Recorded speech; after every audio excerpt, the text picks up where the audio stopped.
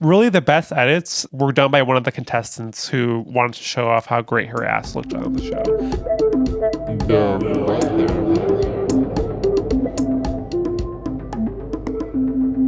You think I'm a noise girl? You think I can, stand on a stage with Brendan Lee Mulligan and Zach and Josh? You could definitely stand in a stage with a motherfucker named Josh. Quack, quack, quack, quack.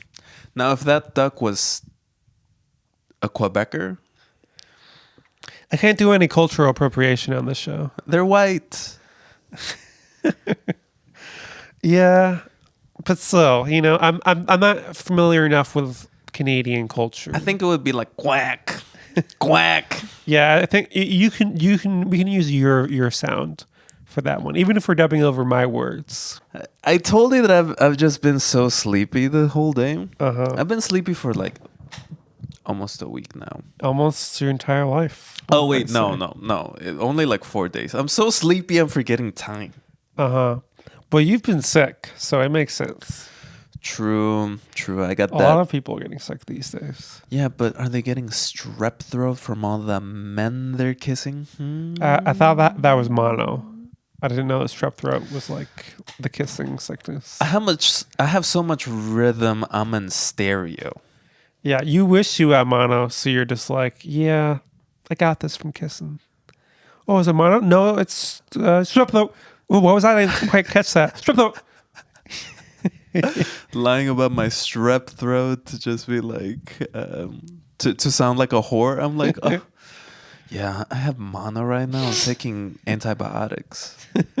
Yeah, I've had friends who have had mono, and it seems like they're going through actual hell, so they're not really benefiting from the fact that they're like, yeah, I just kissed a bunch of people. So yeah, unfortunately, I don't think it's quite worth it. Has this podcast never had mono? I've never had mono. I've never had mono. Woof. Yeah. Pro sex podcast, no mono.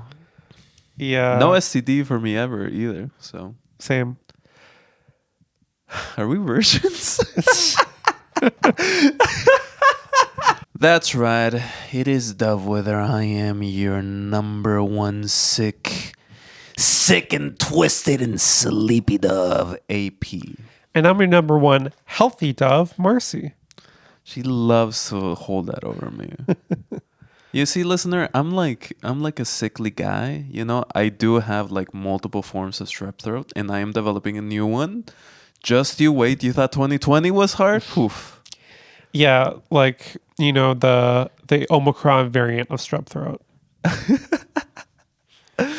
Yeah, the AstraZeneca vaccine for strep throat that I am holding hostage for the global south. Yeah, Johnson & Johnson is like, yeah, we fucked up the COVID vaccine, so now we're just going to make strep throat vaccines that don't work too. So we might have some hoes in this house, or maybe very chaste people in this house. But we also have some rhythm because today we are going to talk about a special form of music video. Honestly, like we love music videos. We do. We definitely love music videos in this house. And we like them so much. We also like them animated because today we're gonna talk about AMVs. Animated. That's right. Yeah, they come from anime music videos. Yeah. What's your history with AMVs? Yeah, I feel like you were a gay kid once, right? Were you like quietly watching AMVs, yearning?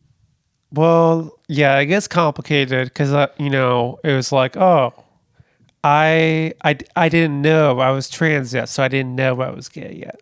But hey, I still loved anime. I love Digimon. 4:30 p.m. every day after school on Fox Kids. If you keep watching too long, The Simpsons will start playing, and you can try to sneak in the first segment before the commercial before your mom catches you. But yeah, that's the plan. Yeah? Yeah. Simpsons was too much, but Digimon wasn't? Digimon wasn't. Yeah, although my mom did get she didn't like some of the violence in Dragon Ball Z. She like there was a moment where But she did like some of the violence. there was a moment. The key blasts are fine. There was a punching, moment no. where Vegeta punched Trunks and knocked him out, and she was just like, "This is a great show." So she really was like, the punching is fine, but the kamehamehas, I don't know, kid. Yeah, I remember one time I was watching The Batman. Not Batman animated series, but The Batman. And then she said to my dad, "Should we start screening her shows?" Wow. Yeah. Because she's part of the guild. But yeah, I mean, I definitely liked anime as a kid. I feel like I wasn't like super into AMVs, but like I was aware of them. I enjoyed some of them. And I think it's like now that I'm older and I every time I get high, I like watch a bunch of music videos. Shout out to Muna, who has a great new sexy music video. Incredible. I wish I was gay and in a warehouse. Yeah. Dancing on the wall. Yeah. I mean, I'm looking Wait, forward can I ask you something about that? Look, Yeah. like we'll get back to the anime. Uh-huh. I promise you, there's enough anime in this episode. Uh-huh. What do they mean by like when I'm dancing with you, it feels like dancing on a wall? Is that an insult? Well, I think from what I've seen, I've only listened to the song like 6 or 7 times. I obviously need to listen to it 600 or 700 times before I fully absorb its meaning. But I think it's about like the end of the night when, you've been pining after someone and, but the night's ending and it's like, well, I didn't get to kiss them. So it's like, what the hell? Okay. Yeah, but Dancing with me is not like dancing with a wall, listener. I'll let you know. Up top. It's like dancing with Garurumon. uh-huh. Yeah, it's like you have to digivolve just to get on your level of dancing. Yeah, the Digidestined. There should be like a dancing Digimon. I am here to say that Digimon is better than Pokemon for sure. Yeah, video games wise, Pokemon better, but TV wise, Digimon is better. And I would say Yu-Gi-Oh is better than both.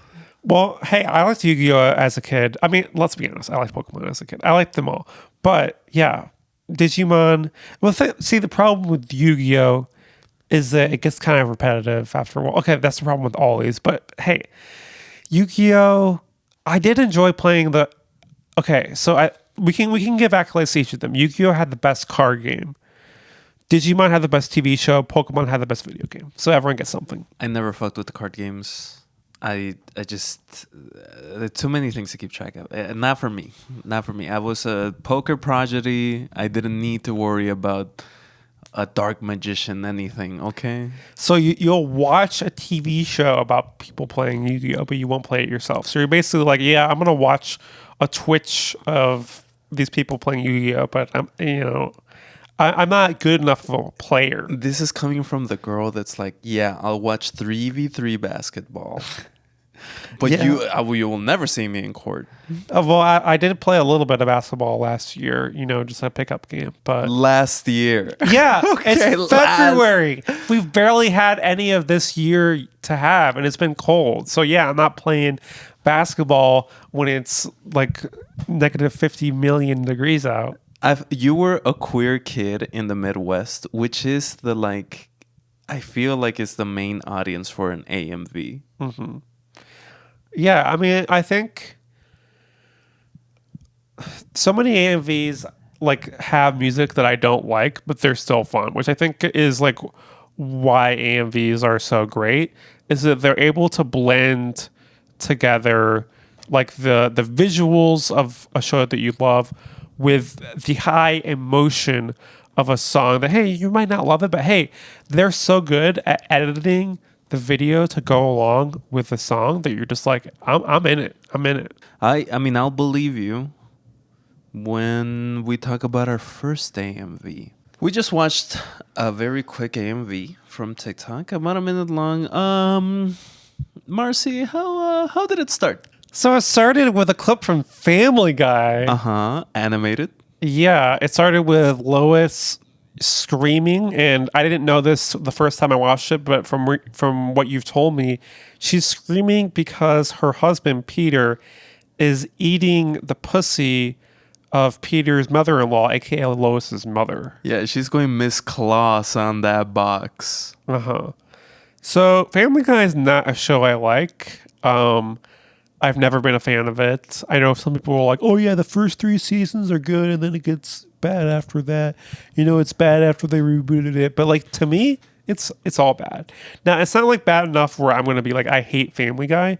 I think it's that type of thing where people know, like, the Family Guy's priors are known. Like I don't have to like go through them. Like I don't have to talk about how lazy it is. The homophobia, racism, Yeah, all and then that the kind of weird stuff. woke turn, but still using homophobia, racism, and And Islamophobia. and how like the show basically just became like, instead of trying to write coherent plot and jokes, they just like do a bunch of references to like musical theater that the creator likes or whatever. But like, yeah, I mean, The eternal South Park critique of manatees choosing the Family Guy punchlines. yeah, I think if you remove those first few seconds, I think it would make it a better AMV. And I think you probably disagree with me there, but like Dragon Ball Z, going Super Saiyan 3 to like a grunge or post grunge, whatever new metal song that is, like that works. You don't need Lois screaming, in my opinion. You would say that, like, yeah, so, like, look, listener, yes. Lois opens the door. She screams, and the scream fades into the most important Mexican ever, Son Goku, like, screaming and going Super Saiyan 3. And then it's just a beat down from there. And I'll be honest with you. Sure, I don't think it makes any sense to have Lois there, sure, but is it funny? You're such a hater. You're like, oh. I feel like I don't want to cede any ground to Family Guy. Like, I think that I've seen too many people tweet, and unfortunately, yes, tweet, not post on Blue Sky, of like, oh yeah, I love to watch Family Guy and blah blah blah, posting all these Family Guy memes. I understand the utility of the one where like they're all drowning, and then one of them's like, "Oh, I hated The Godfather," or "I never watched The Godfather," or whatever the hell. And you can use that as a meme. I get that, but like, no, we don't have to cede any ground to Family Guy fans. You're standing your ground. Anti. Look, I haven't presented anything related to Family Guy on this show ever.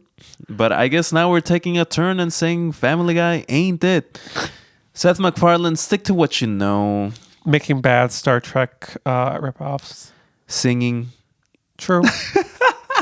Yeah, I know some people are like, oh, actually, his Star Trek ripoff is a better Star Trek ripoff than, the ones that are on Paramount Plus. I'm like, okay, whatever. Like, you don't have to watch the bad Star Trek shows. You can watch Lower Decks. You can watch the first 2 seasons of Strange New Worlds, or you can just watch the original Star Trek and Deep Space Nine and TNG. You could watch 20 minutes of Picard and be lost and choose not to watch it again like I did. Yeah, exactly. So we're talking about something cool. AMVs, okay? Yeah, AMVs are cool. AMVs can have parts that are uncool, and that doesn't besmirch the concept of AMVs. So I'm presenting you this because I saw this at some point last year. I liked it on the official Doveweather TikTok, and I have gone back to it a handful of times to be like, this is just fun. This is just fun. Because there are 3 pieces of media that are mixed into this. There's Family Guy, there's Dragon Ball Z, specifically a movie called Fusion Reborn, and then there's a Linkin Park song called Given Up. And the way all of these flow into each other is so cool. It's so fun because all of these have different like emotional stakes to them. You know, Family Guy, as you said, like, Sargosa on the fucking beach, useless.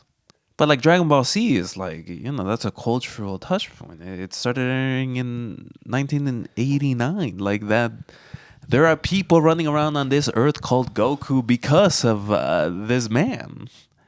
And Linkin Park is, I think, for a long time, a punchline for a lot of people. But like they have been a gigantic band for a very long time. For decades, every single one of these pieces of media has been important in some way to a large amount of people for decades. So the way that this all mixes together, it just makes it something new, leveraging the entirety of these histories. And I just find that so awesome. I just find it cool. Yeah, I'm not going to let my negative feelings about Family Guy color too much of my thoughts on this AMV because I think that, 90% of it is a lot of fun. It's kind of like when you start a movie and the first 10 minutes you're like, I don't know about this. But then by the end of it, you're like, okay, they got it. That's sentimental value for me. I still need to see that one. I've seen like half of the Best Picture nominees, and that's one of the ones I haven't seen yet. I promised I was going to watch Train Dreams, but every time I put it on, I'm asleep.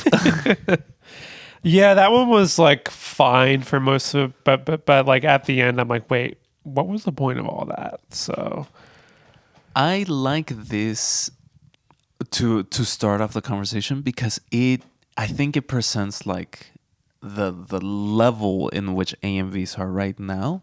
We do live in a little bit of a renaissance with AMVs. This came out of TikTok, and TikTok is just filled with these types of videos. And everyone is making them. There's also like some like other words that are used for like AMVs now, like edits, hype videos, whatever. But they all go back to the same thing, which is taking disparate pieces of media, mixing them into one package to present a new emotion. And this is all emotion. There is no narrative through line at all. Ain't no way that Lois is in the same level as Goku, or Linkin Park. well, that's because Lois is like a D tier character and Goku is like an S tier character. But yeah.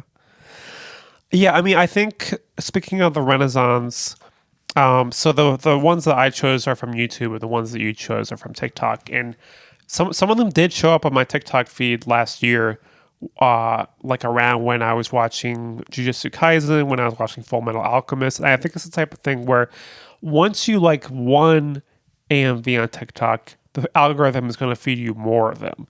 And so, like for instance, I think some AMVs literally just use the theme song from, like for instance, the Jujutsu Kaisen specials. Like that was used in a lot of AMVs that pop up on my feed.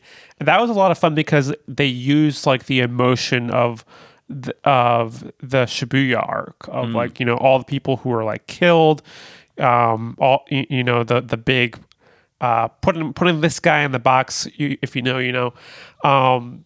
So there was like a lot of emotion to mine in that, and I think because like if you don't skip the intro like some Philistines do, yeah, you associate that music with the emotion of the show, and of course the show uses the theme song at the end of some episodes to really bring up the emotion. And so I think that's one of the reasons why there's been this renaissance, is that in TikTok, in these shorter videos, it's easier to kind of like draw on that emotion quickly. You can make a more polished 20 or 30-second AMV than like a 3-minute one. You could put a little more effort to get like more eyes on it. And this is a very short one. I bring up all these different like piece of media and how they're used and TikToks like affinity for it because I find it very interesting. I don't want to get too deep into like what it all could be or whatever, but there is one thing I want to note. I am not new to this. I have been watching AMVs for a very long time, and I have seen so many Dragon Ball Z AMVs, and I've seen the series and the movies so much that one of the things that hooked me to this AMV is at a certain point when Goku is turning into Super Saiyan 3, the scream of Chester Bennington that goes for 17 seconds in the song Given Up is mixed into the actual anime's scream. And I picked up the actual anime in there and I was just like, this is my culture. These are my people. This is coming from the heart and it's made for my heart. Yeah, I definitely think that AMVs that can blend the audio from the show and the music, it adds like an extra resonance. And yeah, I mean, the thing about Dragon Ball Z is a lot of that show is just people yelling, people powering up, and it got criticism for being too slow, too repetitive, which is what led to like the edits that like made it so that it's more streamlined. And so that's why I think it goes so well with AMVs of kind of like, oh, you don't need to worry about like the narrative. It's just about the emotion of this one moment. I wanna see the one that you brought. All right, so what did we just watch? We just watched an AMV about Digimon across different shows set to Demons by Imagine Dragons. Yeah. So I'll admit, I'm not the biggest fan of this song or this band, Brave. but I still think it is effective. And I think like what gets me is as someone who loved Digimon when she was younger, this uses clips from all of the first 4 seasons, and those are the first 4. Those are the Digimon seasons that I watched, and I think it basically draws connections between the emotions of the seasons, where it's showing each of the Digidestined in the Digimon going through like dark times, going through trauma. And most of this AMV is like animated children crying. yeah, I mean, it's kind of like I feel like a lot of there's like a certain corniness to some of these AMVs that I think can be embraced, where it's like, yeah, this isn't the best music ever, but it's music that is kind of evocative of a certain time. And yeah, when you were younger, or when I was younger, I definitely cried more. And so you're just watching each of the Digidestined like deal with all their struggles, but they're gonna get through it. Yeah, they're gonna digivolve. They're gonna beat another guy. I watched some Digimon, but I don't know too much about it. Yeah. So I watched a lot of Digimon AMVs to prepare for this, to try to like figure out which one to pick. When I literally walked into this apartment, she was crying with like Angela Woman on her screen, and I'm like, oh it's gonna be okay. So there's probably other Digimon AMVs that I might like more than this one, but I think this one is most evocative of like the emotions of the show. And I liked how you found people in the comments being like, this show was so much better than Pokemon. It actually dealt with, real emotions and it should have been more popular. And I feel like that, some of these AMVs get millions of views. Other ones are in the thousands. And it's more like the audience is nostalgic people who wish that they can return to their childhood. I see that, right? like I think everyone that like enjoys some media as a kid, like that eventually grows up, they always have like a soft spot for that, right? Like I read Paddington Bear as a kid. The the movies were great too. Do I have any nostalgia for them? No, but they're still like kids movies. They're also great movies. The third one was fine. The third one was fine, but the stage show of like Paddington with the like life-size Paddington, like I would kill that thing with hammers. I don't understand why people are lauding it. I think if I were in the same room as that, it's eat or be eaten.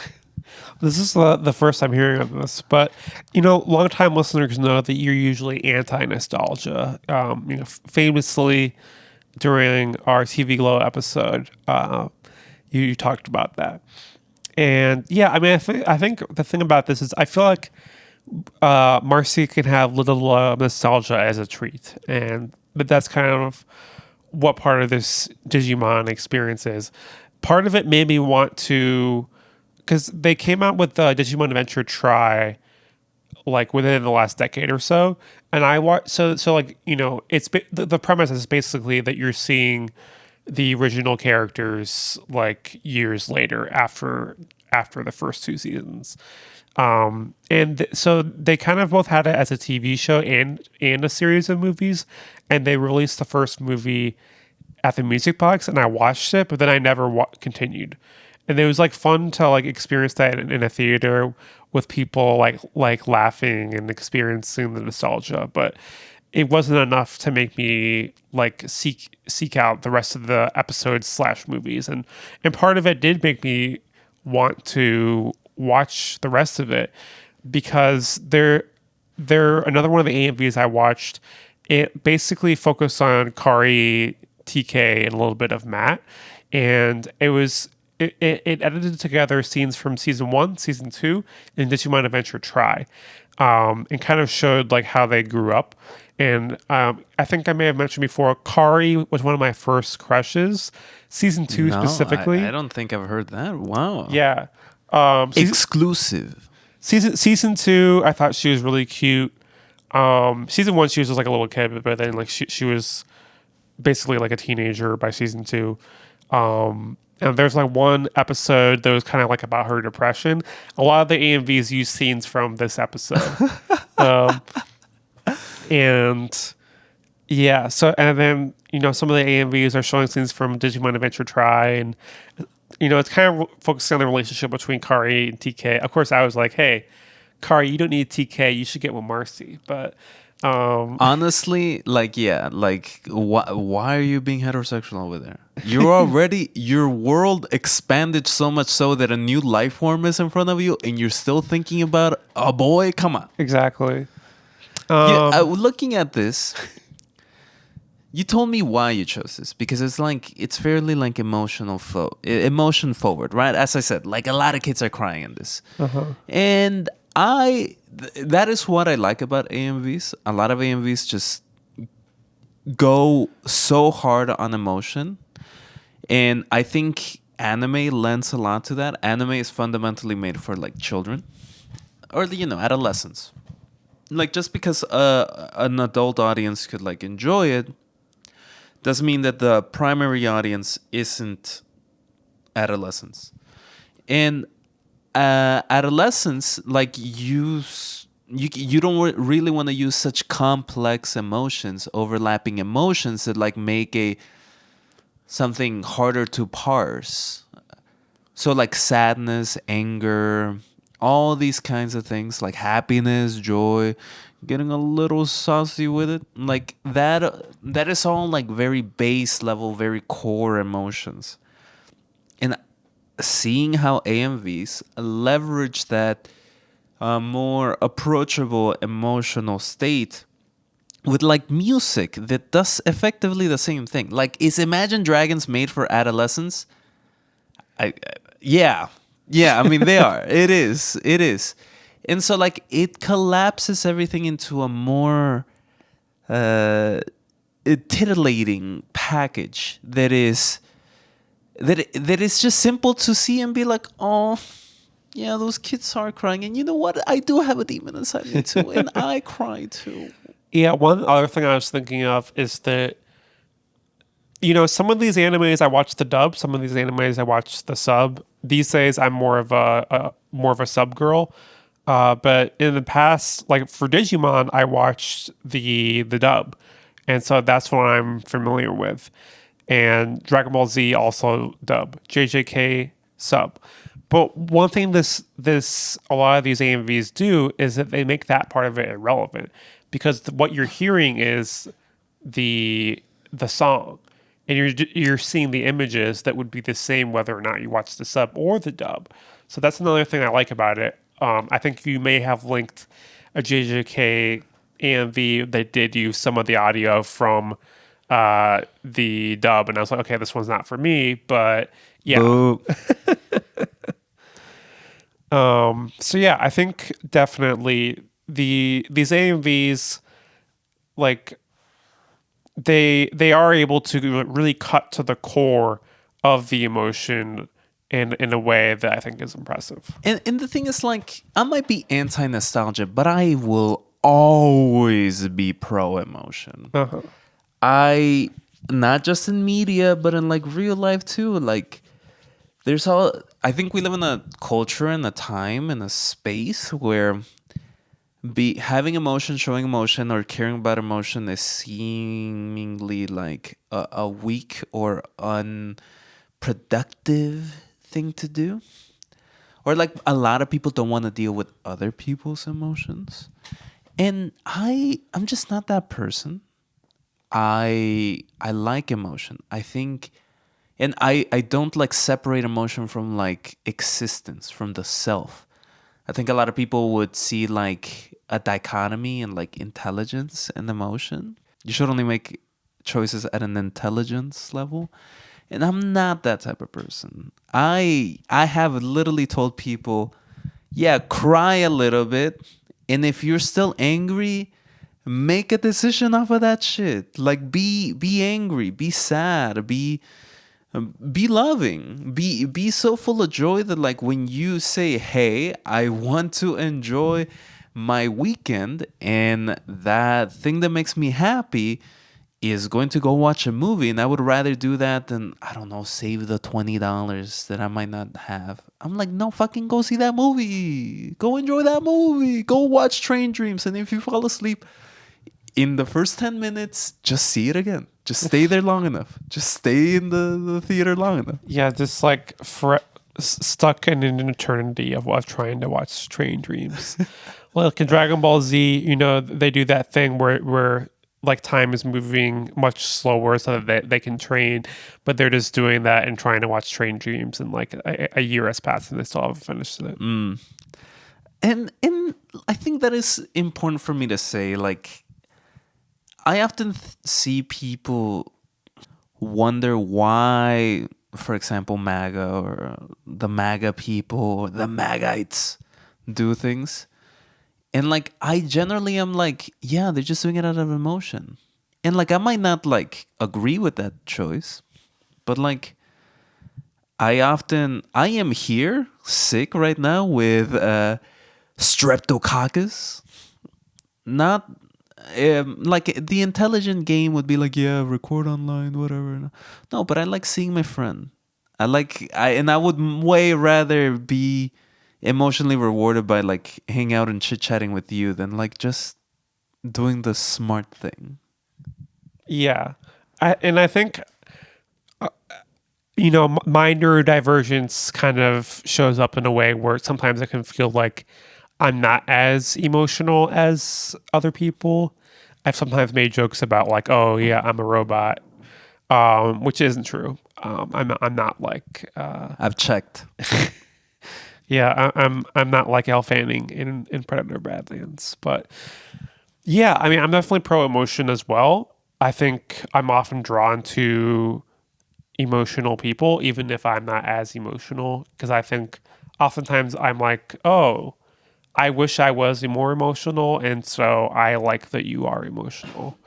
So yeah, I'm glad that we're both pro emotion. My emotion. Carly Rae Jepsen. Canadian. Exactly. How does a French Quebecois duck sound? We're back here. Make some noise. It's like make some noise. Stole it from Whose Line Is It Anyway, and then we're stealing it from them. Who's gonna steal it from us and just make it an Ouroboros? I'm not even gonna try to pronounce that correctly. Of improv stealing. You're hitting us with the simulation and simulacra. There's some Gen Alpha listeners being like, oh, what if we just make random sounds into the mic that somebody tells us to make? What if we sound like Mr. Beast? Yeah, I mean, I do think that Jeff Probst, he definitely has too much of a hard on for Mr. Beast. Because, like, first he brought him on the show and then, like, advertised it in the trailer for season 50. And now he's saying, oh, yeah, I thought about for the finale of season 50, what if Mr. Beast stole the votes from me and I had to take them back? It's like, No. yeah. No. I'm getting worried that Mr. Beast is going to replace Jeff as the host. I would treat Jeff Probst the same way that I would treat live action Paddington. You're going to eat Jeff Probst. and not just eat him out. You're going to eat him. You're going to check his net worth and be like, okay, you qualify as the rich. It's time to eat up. Yeah, con sazón. Yeah. Well, I think it's time to move on to our third AMV. What did we just watch? So we just watched a JJK AMV, and the name of the song is CUBIBISM. Yeah, and it has JJK. It has this song called CUBIBISM by you know what? I don't even know. I'm just gonna link it below. And then it also has the original theme from Blade, from the movie Blade. So it's like, once again, 3 different like pieces of media being smashed together into a new product. And this is, once again, like comparing like this Digimon AMV to this, leagues different. Entire planetary systems different. Yeah, so I have not started season 3 of JJK yet, but I'm okay with getting a little spoiler here and there. And yeah, I like this one. I'll say this one is interesting because it at least seems like it's kind of confined to like one sequence. So it's kind of like the Digimon one is editing together scenes from all 4 seasons of Digimon and like across like for like all different types of characters. So they're almost different genres of AMVs. And like I think the Digimon one, it's kind of focusing on like the emotional connections between these characters, while JJK is kind of just taking this one sequence and then putting it in a different context, and a context that you can watch it over and over again. It's almost supplementary material for the fandom that is not overtly focused on creating a new mythology or narrative. It's just there to be like, you like the show, I like the show. Fuck, let's enjoy the show together. Yeah, because I think in JJK, people like to say it's peak. And, I did rail against the Chainsaw Man movie in a previous episode saying that it wasn't peak. But yeah, in some cases, the anime fans are right. And the fight scenes in JJK often are peak. And I think that, oftentimes you have this feeling while you're watching them of excitement. You're excited by both the characters being so strong and like quick in what they're doing, and also the animators and being able to take the vision of the manga and putting it on screen. And I think that, adding a layer of, multiple layers of music really just like increases the hype level. And it is hype because in this episode, it is Maki Sennen, who is a sorcerer in JJK. She goes into her like patriarchal, abusive family system and brings down the hatchet, the katana-shaped hatchet, but brings the hatchet down on these misogynistic assholes that have been abusing her whole life. Yeah, and I think that the context of this being a TikTok is important, where you may just be scrolling through a feed, you see cat videos, you see unrivaled videos, and then boom, suddenly you see this JJK video and get really hyped from it. And yeah, I mean, for me, it makes, it feels like a kick in the ass. It's like, oh, I need to start JJK season 3. What am I doing? I normally wait for shows to like end their run so I could just watch them in like 2 sessions. I watched this AMV and I started the season 3 that night. Because I was hyped. Because I'm like, yo, Maki Sennen's doing the right thing. Fuck yeah. Uh-huh. And I like this. I like this because it is hitting on this piece of media that I already like, and using these 2 songs that are not connected in any way there. And there's kind of a question there about like copyright. The person that made this, are they making any money off of it? No. Do they have the talent that they should be making money by making this? Yes. You saw the video. It is bright, ecstatic. It is manipulating these 3 pieces of media in such a way that you're like, this is entirely new.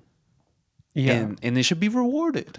And I think that, it often comes up in the reality TV sphere of like, okay, what shows are creating conversations? What shows are, creating memes or, like additional culture?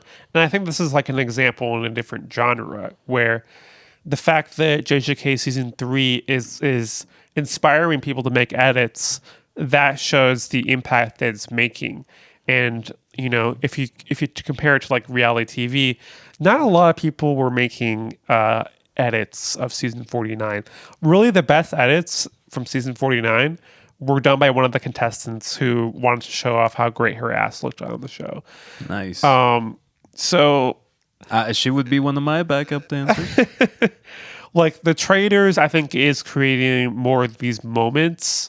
Like the arguments between Rob and Candace at the round table. So I think it's like you could create an AMV from that. Not like an animated one, but you can make an edit from that. And I think, just because like AMVs are in their own category, like, okay, these are anime edits, I think you still can compare them to like live action edits as well, where each of these are the fans taking elements and mashing them together and trying to distill their fandom into a piece of media. Yeah, and I think that's awesome. I think that can only really happen in the 21st century, and well, especially in 2026, where like the resources, with the availability of like editing software and the mass distribution that comes from like TikTok and YouTube and other like digital platforms, I think that can only really happen right now, and I think that's awesome. I think it's cool that people are making these types of videos. I hate the song that they use, this weird cubism song. I listened to it twice to make sure I knew how I feel about it, and I did not like it. But in this format, in this usage, it's great. It gives this bubblegum feel to the murder, and I love that. Rumor has it that if your phone was connected to the Bluetooth speaker at a party and you had a choice between playing this song and playing porn, that you would want porn to come out of that speaker. Like, I would be less embarrassed if porn started playing, over this song, this cubism song. Because I could at least explain like erotic material, it's just it's just two guys in a hockey rink. What about it? Yeah. Well, so that makes me happy that this kind of reinterpretation of the song that you don't like can create a piece of media that you do like. That gives me hope. And also, I think it's about time we get some Dove Weather fan edits. Like, we need to get the fan cam out for both of us, honestly. And Nomi, too. We need to get the sapphic edit of AP, and we need to get the heterosexual of Mars. Yeah, who are they going to ship me with? TK from Digimon. Oh, God. One of the reasons also why I wanted to bring this is not just that I'm like pro emotion and I like watching anime and I like music videos. There is also a truth here that we're living in a time where this kind of media is going to be challenged due to the greed of others, the greed of corporations, and the bigotry of other people, like specifically like Christian groups.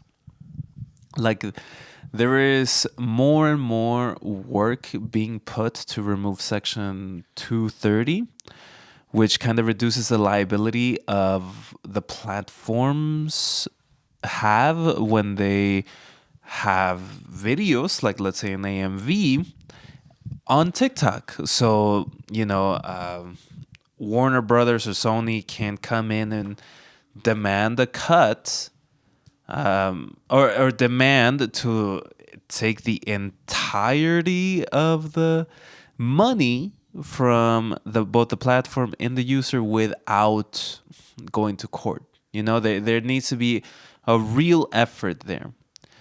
And Section 230 gives platforms a reduced liability on whatever is being produced by the users. And that this is a law that has been in the books for 30 years now. It is the thing that makes the modern internet what it is now, a place where people can communicate their thoughts, and in whatever that might be. We as leftists, as socialists, we would gladly say that the means of production should be in the hands of the workers, right? We could, if 230 gets repealed, we could be censored. We could be removed from the internet because of those viewpoints, because these platforms will always be right-wing and pro-capital. So what we're saying is we stand platform 230. And if you're trying to get rid of it, you're going to have to get through us first. And Marcy has played at least one basketball game in a year. She's tough. Yeah, it's like I'm learning new things watching Unrivaled, because I used to think like, oh, you have to be dribbling the ball the whole time, but you can do like one of those 1-2 things where like you kind of like you jump, you're close to the basket and like you jump and then it's hard to describe, but like, so I'm gonna do that. I'm gonna do that against them. She will lay up in front of you and make you cry, and then Imagine Dragons is gonna start playing and you'll cry more. Yeah, absolutely. In fact, I am a basketball player. I don't know if you know that, but I've actually been a basketball player this entire time, and I'm about to dunk on you. You're gonna dunk on me? Yeah, I'm about to dunk on you. You're trying to guard that hoop? Well, here I come. Boo! I just dunked on you. No. Yeah. No. And now there's no ref here. Yeah, well, we don't need a ref because you're about to sign me. We're on the same team. We're on the same team. Yeah, the gay team. We're on the gay team, and we're going off against the straights. The straights have nothing on us. Oh, you were jumping me in, but you were jumping me into a 3. Wait, what? You're jumping me into a dunk. Yeah, sometimes it's like your teammate might be in the way of a dunk, and you just gotta do the dunk anyway because that's the only way it's gonna happen. I respect you as a ball player. Yeah, I mean, I know ball. I don't have any, but I know it. And I also respect you as an AMV watcher. Mm-hmm. Just don't play any Imagine Dragons around me, please. Okay, I won't play any more Match Dragon. We won't play that during the game. We'll just play the new Muna song. Okay, that I could get behind. That I can get behind. And one of the things that I also want to get behind is this final AMV. So what did we just watch? We watched a purple-haired liberal in ancient China dance to Lady Gaga, if I understand this correctly. So this is Apothecary Diaries, and it's set to Bad Romance by Lady Gaga. Now, I understand this is a show that you have not watched. I've never even. I mean, I heard of you from you, another purple-haired liberal. I feel like we're getting into an era where the difference between liberal and leftist, like the line is getting murkier. But let me just affirm that I am a socialist. Okay, so this I think I just insulted Marcy in a way that I'm going to be hearing about. no. I find it more insulting the idea that I would like anything related to Family Guy than calling me a liberal. Okay, so this is an AMV that is shipping the two main characters from Apothecary Diaries, Momo and Jinchi. And I think this is important because we need to have some shipping AMVs in here because those are a big part of AMVs. You know, They're also the gayest form of AMV. yeah, even if it's a heterosexual couple, which is the case here. A boy and a girl can be gay. Yeah, I guess if they're like both bisexual. Oh, now who's the one that's all literal?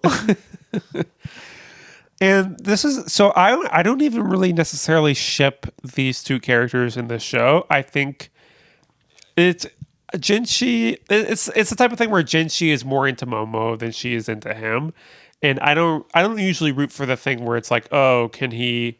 It's kind of like the classic romantic comedy thing of like, oh, can he wear her down, and then they get together. But I do like this AMV. Partially because I think it's a good combination of song and visuals. But I think to like live inside the shipper's head for 3.5 minutes, that can be fun. Because I don't have to live inside that shipper's head while I'm watching the entire show. I can enjoy like what they desire. I can enjoy the romance that they're seeking out, even if I'm not necessarily seeking out that same romance when I'm watching the show. A bad romance. Exactly. I don't like this one. Oh. I just, it's a little too, like the ones that I brought in, like I said, high level art, MoMA level art. This one is very much just scenes of the anime with Lady Gaga, which is like enough. It's enough to be an AMV. It also reminds me so much of like the AMVs I was watching 17 years ago. As a kid, like at like cyber cafes in Mexico, where it's a lot of like there's already something happening within the anime. You just change it up a little bit by adding music. I remember watching a lot of Neon Genesis Evangelion AMVs on YouTube way back when, and I like, and this is just. It's a good like artifact for like what used to be, and like, I mean, yeah, I don't know. So what you're saying is there's not enough Family Guy in it for you? Oh, not enough Lois. No Peter. Well, I mean, Where's Barbara? It's interesting because, like, in some ways, like a lot of AMVs that we've been discussing have been the primary audience men, and I feel like this one, the primary audience is women. So maybe that's why you don't like it because you're sexist. Well, indubitably. What makes this like? What gives this the anima energy? Like, I understand, like it's a soft anime. A soft anime where the main character gets kidnapped in the first episode. Which is like a common trope in women-led media. I'm gonna say it. Well, I mean, I think we should kind of delve more into this. Like, what do you mean when you say soft? I think soft, like I guess I do mean it truly in like the urban sense, where it's just like it's not hard. Maybe look, Defining a word by its opposite. maybe like look, soft as in like soft as in there is no gruff violence, there's no like blood, there's no machismo, there's no like patriarchal anything. Like I'm using these words to like get the point across. Even though I would say that like the ones that I brought are not machismo per se. Well, okay, look. Dragon Ball Z is only it's pure machismo. That's why Son Goku's a Mexican. But like when I say soft, I mean it's like it's a little bubble gummy. It's a little like sweet, like bows and not bows like bow and arrow, bow like the ribbon. I mean, there is that in this show, but I do think that this AMV is like focusing on like the romantic part of it. There is also a war happening. There's poisoning in the show. There is murder. There's like other stuff that I don't necessarily want to talk about. I'll just say that the Epstein files may have something similar to some of the characters on this show. But There's yeah, senators in Apothecary Diaries. there are people. Bill Gates is in Apothecary Diaries. There are people who are powerful who take advantage of that power, and there are young women who are victims. Peter Mendelssohn is in the Apothecary Diaries. Yeah, Jeffrey Epstein. He faked his own death, and now he's just on the Apothecary Diaries. Yeah, like I don't know the show, right? I'm sure there's like topics that are like difficult. It's just not a very. It's just not. Yeah, sure. It's not masculine coded. It's not boy coded. I can admit that. Yeah. Well, I mean, typically animes are kind of divided into two categories. Oh, well, this is shonen. This isn't shonen. And I think part of the reason why I did start watching this is because I wanted a more feminine show. I've been watching anime with my girlfriend, and we don't.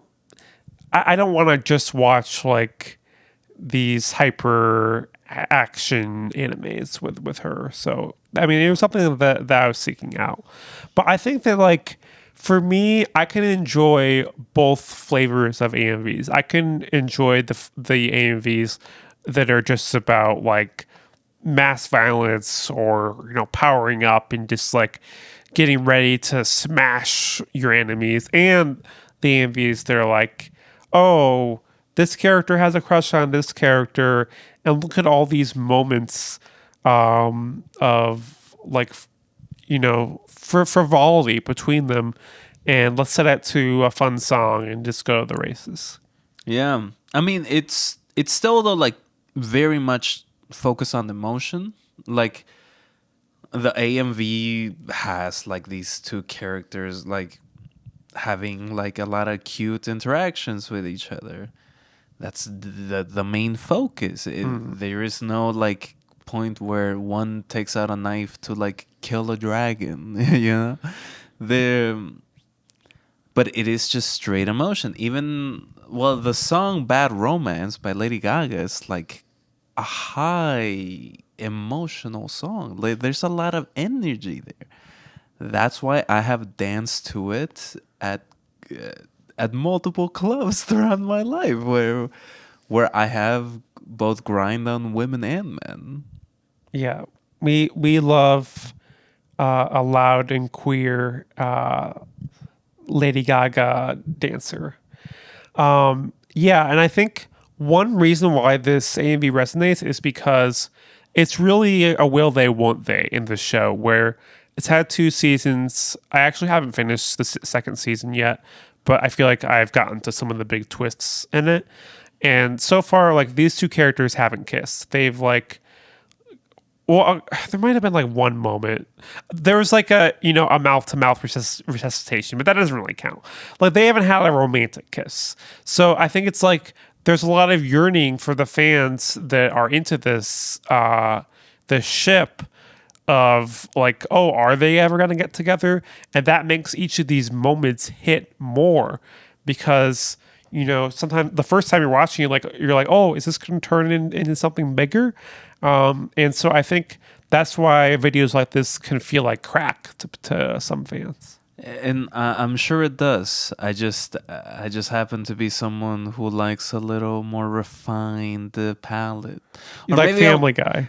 Yeah, maybe a more brutish palate like Family Guy or Fentanyl. Yeah, and but it's still all about emotion. It's still very much forward, and it is nice that in the 2020s this medium of AMVs has like grown so large and it's so commonplace that it's not just like boy coded like violent AMVs where like things are fighting each other to the sound of music, and I like that. That just means that this kind of media is so commonplace that now more people are putting their own expression onto it.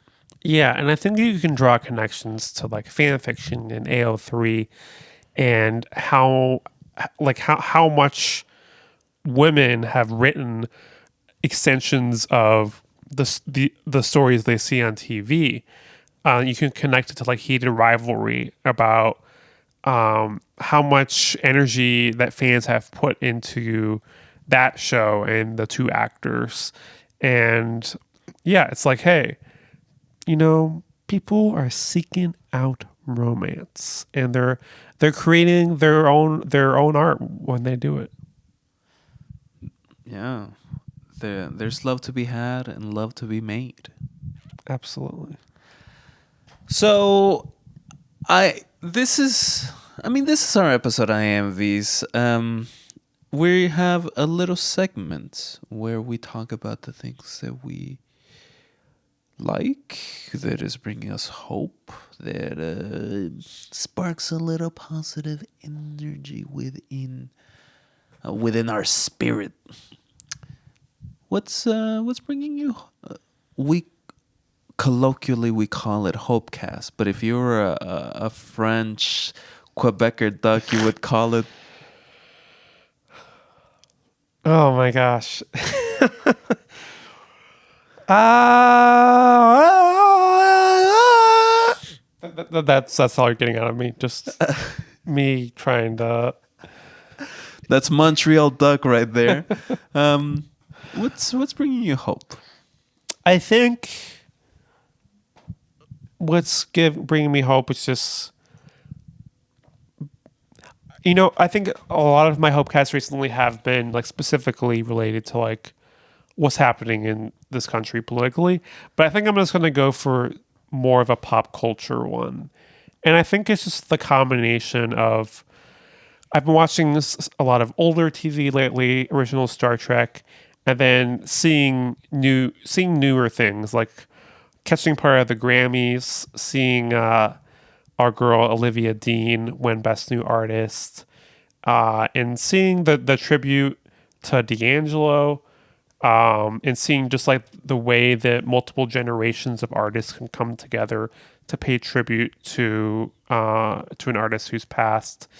And then connecting that to Unrivaled, I'm just like feeling really good about like media right now. And it's like not all of it is like media that is current. Some of it isn't even like great media. Some of those Star Trek episodes are bad, but I'm glad that I get to like watch them and see kind of how the genre has evolved, and seeing like where some of these tropes started and being able to like see the evolution. I think it's just been a lot of fun for me, and it gives me hope about media in the future where, there's been a lot of talk about this halftime show of like, oh yeah, compared to the Kid Rock one where like it was completely terrible and we're going to win, Woke 2.0. And I think, we could devote an entire episode about that. But I like to distill how I'm feeling, I think that seeing like cycles of media and art just makes me hopeful for the art that will be created in the future. We are living in a glutton's paradise for good homophile media, and Heat of Rivalries is very much up there for that. I think there's a lot of people looking for queer shit right now. Even there, I didn't cover this, but there are so many AMVs about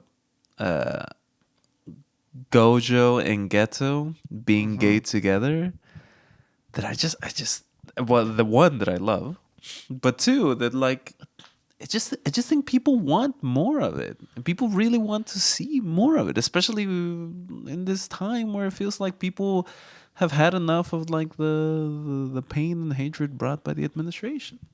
Definitely. So what's your Hopecast? I would say that I'm going to continue what I was saying by telling you, listener, that I have both read and listened to Giovanni's Room by James Baldwin. I am absolutely floored with this book. I can't express exactly what I feel because I have felt so many different things. One of them being the fact that emotions that I've had within me, emotions that I've never communicated to anyone. I'm looking directly at the eyes of my co-host. Are in that book. Things that I am ashamed of. Things that I feel comforted by. They're in that book. And Baldwin just wrote them. He just wrote them and like published them. And decades later, I have found I have found a space for me to be like, I am both being seen and why are you looking at me, James Baldwin? I love that for you. I honestly want to talk so much more about it. And I would love to do an episode on it sometime, but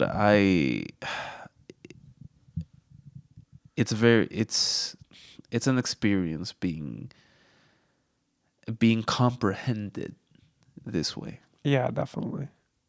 Yeah, I definitely need to read that book sometime. And I'm glad that you've had such a profound experience from it.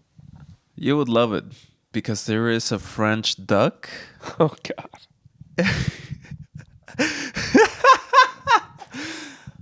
Thank you so much for listening. This is Dove Weather. You can find us on TikTok And YouTube. and Instagram. And every podcasting platform under the sun. All under Dove Weather. You're under the sun, and you're also under Dove Weather. Can't wait to watch an AMV set to Smash Mouth's Walking on the Sun. Bye-bye. Bye.